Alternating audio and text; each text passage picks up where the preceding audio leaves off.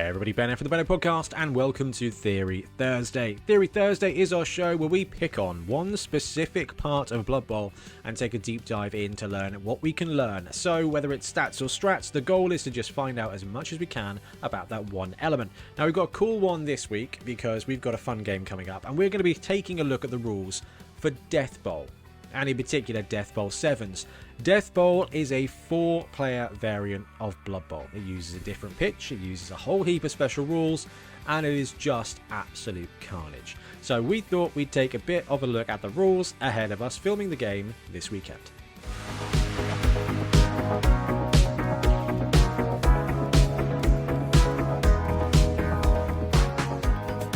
Okay, so top tier elements of Death Bowl 7s. There is a NAF document available. It's an old one from 4 years ago in the old version of Blood Bowl, but the majority of those rules still carry over. I think there's just one thing there that's slightly different now, which is the way deflections and interceptions work. Now, we're going to go through that. We've broken down how it's going to work in this edition. So if you're kind of feeling like playing a just messy, just think Commander for Magic the Gathering, but in Blood Bowl, it's just a big, messy game.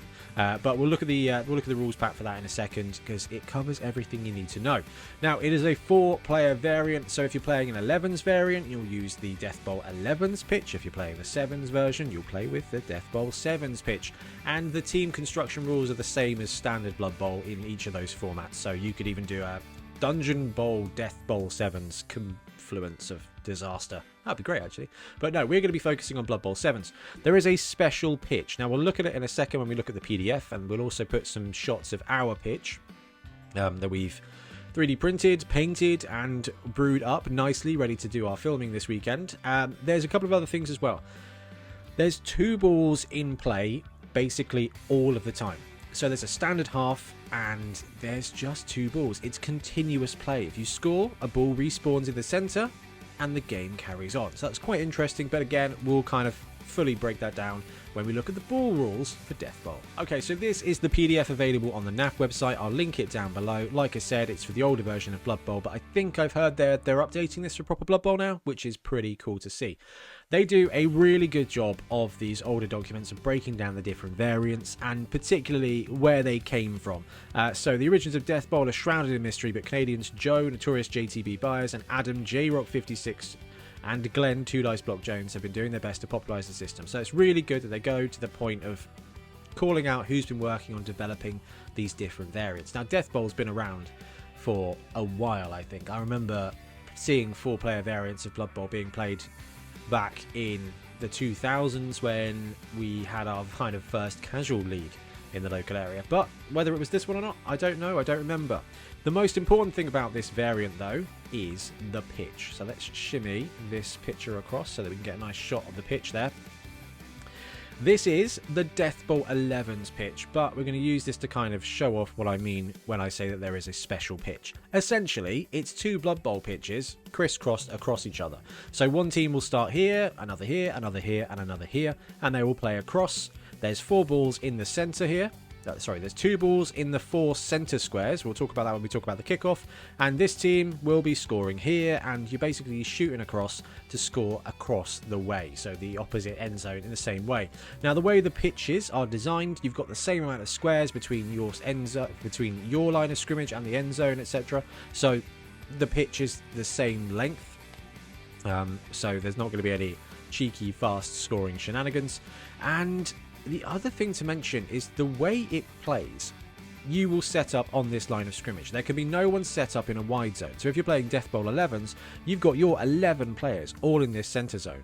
Now we're going to be playing the Blood Bowl 7s version, which is like this, but basically just a couple of squares thinner, which works out brilliantly when you're making your own pitch. And what that means is that you've got that line of scrimmage where everyone has to deploy. Now, unless you deploy them on the corner zones, it means there's still going to be no starting blocks. If you've got a big chunky boy like a Minotaur, or actually the Black Orcs with grab could be quite fun, deploying them on the corner allows you to kind of maybe threaten that wide zone, threaten that line of scrimmage, and maybe take a cheeky 2-die grab block to pile the rows as it is. It's an interesting layout, and it is a bit daunting If you can't get this pitch, which you can't get, you kind of have to make your own, which means this is a massive investment in time, in building it, in printing it, whatever you want to do. And then you've got to find 3 other Blood Bowlers who've got the time to do it. And that's why we're shooting for 7s instead of 11s. This rule pack is quite good. It does amusingly go through and say time limits. This one here. It is recommended that the games lasted 3.5 hours. Even with so much time allocated, players should be held to a strict 3.5 minute time limit, etc, etc. because the game is so chunky. Now in 7s, I'm expecting it to take twice as long as a standard 7s game. So maybe 2 hours, which I don't think is actually that bad if you think a standard Blood Bowl game is 2.5 hours. If we can get a Death Bowl 7s game, 4 players in under 2 hours, very happy with that. Okay, so this is the layout of the Death Bowl 7s pitch. Both of these versions, the 11s and the 7s, are only going to be 6 squares wide in the center zone. So in standard Blood Bowl and in Blood Bowl 7s, you've got 7 squares wide. So this one is actually 1 square thinner. Whether it's 11s or 7s, you're missing that center zone. Now for the 11s pitch, you've got the 6 central zone, you've got 2 on the wide zone each side as well. So the wide zone's the same, but you lose that 1 square in the center. I'm not really sure why that is, but it seems to work. It must be to do with combining the 4 pitches. Oh no, it's to do with this. Of course it's to do with this. Right, this is the most important piece of the pitch. You've got this kind of center zone here. The big old neutral zone, where each of the teams will set up on the line of scrimmage. Then there are these 4 squares in the middle. Now this is where the balls are going to spawn, either at the beginning of a game or immediately after a touchdown is caused. Now there's a couple of different ways to roll and to scatter the dice here. I mean, quite frankly, a D8 halved is going to be the easiest way, and re-roll if you've already got the ball there. So if you start the game, you grab 2d8, you roll them, you put a ball on that one, a ball on that one, and then the game begins. So each of these teams are going to be having to go across into the middle there to steal the ball, and it's going to be a bit of a scrum. It's going to be very much like the Crush from the Blood Bowl lore, which is pretty cool. So this is a map that I robbed from DeviantArt, I think, and that is how a Blood Bowl 7's pitch is going to look. Okay, so we touched on it a couple of times here. There are going to be 2 balls in this game at all points, which is pretty cool. So kickoff / 2 balls. There is 1 kickoff per half. We kind of called this out earlier, this continuous play. The drive, the half, none of it stops when a touchdown is scored, which is very exciting. Because there's 2 balls going on, things continue. Now, if you score a touchdown, your turn will end. We'll talk about that in a minute. And the ball will be respawned in one of those center zones. The lengths of the halves are exactly the same. So if you're playing 7s, it's going to be 6 turns. If you're playing 11s, it's going to be 8 turns. So you set up, you randomize those balls on the center zones. So you've got those 4 squares. 2 balls will spawn and play will continue for 8 or 6 turns. If you score a touchdown, your turn ends, it passes on to the next person. 2 balls on the centerful spots and D6 high clockwork play. So basically, you roll a dice each at the beginning of the game. The highest player is going to be the first player. They're going to take the first turn, and play will continue clockwise the way around. And then I'm assuming you re-roll at the second half. I think that's how we're going to play it. But it's simple. This is a game for fun, not a game of high competition, so having it kind of laid up like that I think is a really good way to do it. Okay, rules for the balls. Regarding the ball in Death Bowl and Death Bowl 7s, hold 0 to 1, so any player can only have 1 ball in their control at any point.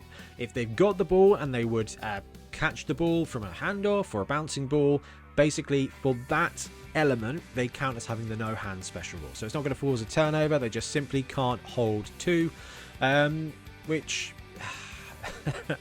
I think is probably for the best, and it's fine. It's fine. Like, I can definitely see a superstar player grabbing both of them and going for 2 touchdowns at once. That would be quite epic, but actually keeping it so that the ball carries on bouncing and carries on being in play I think is much more better for the game, so get points for that.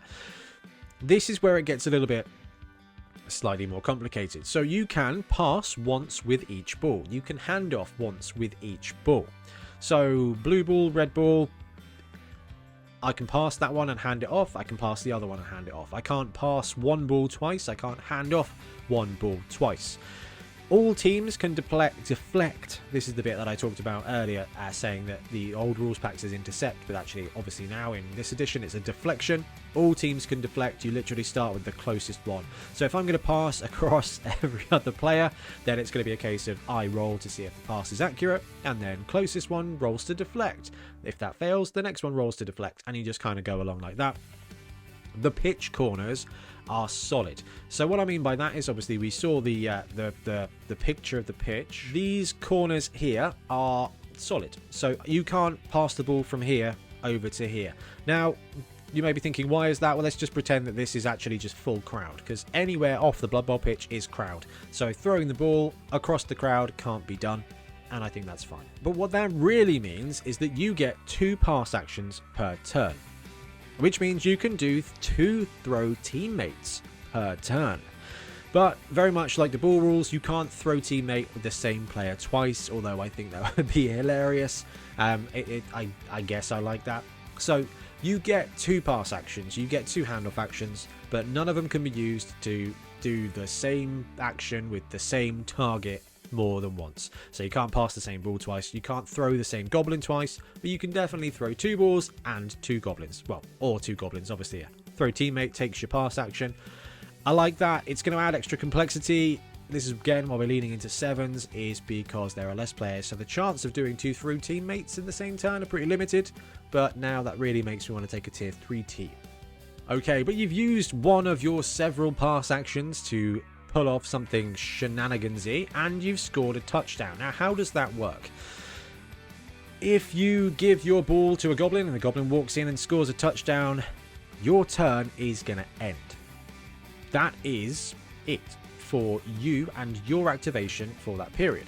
Now, the game is going to carry on. Like we said, it's not going to be a case of you don't re-rack them. You just carry on. So wherever your guys are, they are. Now, this does bring up a question. Right, scoring. A team turns end if a player enters the end zone and scores a touchdown. If a player carrying a ball enters the end zone on a square containing the ball on the ground, blah, blah, blah, blah, blah. Once a touchdown is scored, the ball is removed and re-enters. And the player stays there. Yeah, that was the thing I wanted to get. So I love this. So your guy goes in there and scores a touchdown. He's now loitering in the end zone. Now, that could be a positive, because actually it means next turn you may be able to just shovel past him another ball and get a touchdown. It is much more likely that your opponent is just going to use that as an opportunity to crowd surf him immediately. And as this is a 4-player gladiatorial game of carnage, I think that's super, super happy. 2 touchdowns in 1 turn. The rules do cover this. Right, if a player carrying a ball enters the end zone on a square containing the ball on the ground, the scatter is resolved before the turn ends. This is the only currently identified way to score 2 touchdowns in a single player turn. So basically, you have the ball, you move into the end zone, you score the touchdown, your ball gets respawned, then the scatter occurs on the ground because you've got no hands, then it could bounce back onto your player if someone else fails to catch it, and score that second touchdown in one go. It's very unlikely, but I think if we can pull that off in the video, that would be very, very, very cool. And then the ball re-enters play on one of the 4 center squares. Like I said, D8 halved, or if you're a bit of a D&D player and you're enjoying all the OGL carnage, you've probably got a D4 lying around. And then most importantly, play carries on. Your turn, over, passes on to the next player, the ball's respawned in the center before their turn begins, and the game carries on. Okay, so that's like the pitch, that's how you score things, that's how you manage the ball situation. Then there's all of the other good stuff of Blood Bowl, so blocking, blitzing, and fouling. This is the best way to kind of quantify this. You get 1 blitz at each team per turn. So you can declare a blitz targeting each team once. So that would mean you get 3 blitz actions per turn, which is awesome, but I can only target Ian's players once, I can only target Milton's players once, I can only target Ben's players once. So you've got 1 blitz per turn for each team. So it's good. It means that actually you're going to get more combat on the go, and it means that starting first could be pretty good. Now, the downside of that is you're going to overcommit into the neutral zone, and then you're just going to get absolutely splatted on the kind of crackback. Think about how 7's games start. If you brew up into the mid zone, all you're doing is giving your opponent a better shot at punching you. But it does mean that you can take that action to try and stop something good from happening for each of those players each turn, which I really love. Now, blocking assists. There's a bit in the rules PDF that say, hey, talk about it, decide what you want to do. Now, we're not having any of that.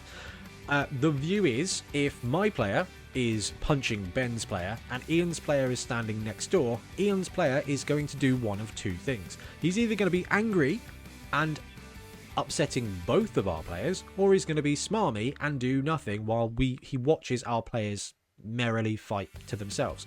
So basically we're brewing it down and saying that just directly involves teams. So if I'm blocking Milton's guys, only my guys, only his guys count when it comes to doing the assists and things like that. Yep, I just double checked the rules and that is right. So they have to be unmarked except for just by the teams that are involved. So it's going to be really fun.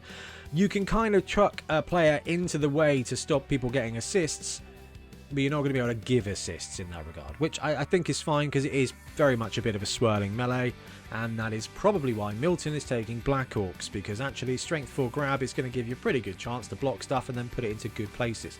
So 1 blitz per target team.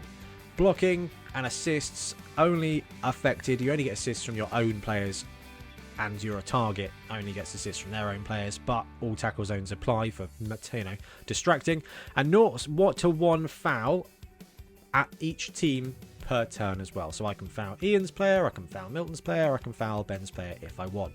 Now again, this is why we're looking forward to running it in a 7s version, is because in 11s, if you can run 3 blitzes and 3 fouls, your turn is going to take even longer than normal. In 7s, you don't have that many players. You can throw the ball, you can throw 2 balls, you can blitz 3 people, you can do that, but that's basically everybody who's doing anything in your turn. So it should be still quite speedy. Okay, so we've talked through fighting, we've talked through scoring, we've talked through the coolness of the pitch. This is a bit of a messy version of Blood Bowl, and we've never played it before. That's why we're starting with 7s. I mean, we built a lovely pitch for it, for the Jungle Bowl, and it's going to be a whole heap of fun. There's going to be some stuff we need to work out as we play the rules, and there's going to be some things that come up and we're like, what do you think the right way to do this is? This is a game for fun.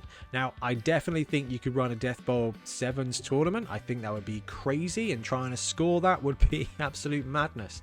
So naturally, I'll sponsor it if you want to do it. But I love it. Like, Sam Frenzy Garner, is one of the biggest proponents of a multiplayer game of Blood Bowl. Blood Bowl 11s, if you play a good game, it takes about 2 hours. If you're adding 2 more teams into that, and 2 more blitzes, and an extra pass, and 2 more fouls, the game's going to take a chunky amount of time. Blood Bowl 7s, 45 minutes game. Double it, an hour and a half. We're going to add filming time, 2 hours. 2 hours to film a 4-player game should be enough and should be quite good fun. So, super looking forward to it. This is going out Thursday. We're going to be filming on Saturday. We should have the building a pitch video going out on the weekend, and the game will come out the following Sunday, and we'll be talking about it on the podcast as well, how Death Bowl 7s is. So, I thought we'd drop a theory Thursday so that we could refresh ourselves with the rules and kind of get a bit of a warm-up for the Jungle Bowl. Now, before I go, I just want to say a massive thank you to everyone who watches and likes and subscribes. Sorry if I'm not on point at the moment. I've got the chests again, which is magic. My voice has come back, which is really good, because I'm going to need to be talking about the game when we film on Saturday. Anyway, I'm going to wrap up. Thank you very much for watching. Let me know if you've played Death Bowl, what you think of it, and hopefully you'll be looking forward to the Jungle Bowl.